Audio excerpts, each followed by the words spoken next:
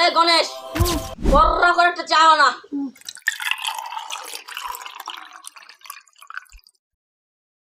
ঠিক আছে মা দাও তো চলো দে আহা কতদিন দিয়ে চা খাই না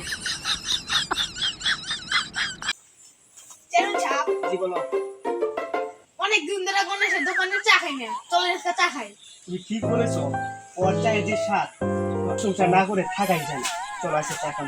চলেন। এই গণেশ, 2 কাপ চা দে, চিনি কম, দুধ বেশি, কালার কম, রং বেশি। আচ্ছা তুমি যাও বসো আমি এলাকার চেয়ারম্যান, আমি কি এই প্রতিনিধি গণনা 10-20 হাজার টাকা কুরবানি দেবো? আমি তো লাখ লাখ 1.5 লাখ টাকা কুরবানি দেবো।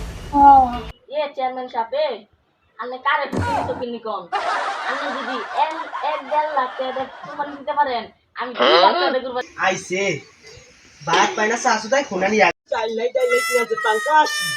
এ যার একটা সাতা কিনা মুরু দি নাই সে আবার 1.5 লাখ টাকা কুরবানি দিব তুই চেয়ারম্যান ডমান করলি, হ্যাঁ। আজকে গরু কিনবার যাব, দেখ চাই দেখি।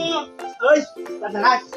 যা যা তুই এখন যা গরু কিনবি আমি এখনই যা গরু কিনু দোকানে চা খাম না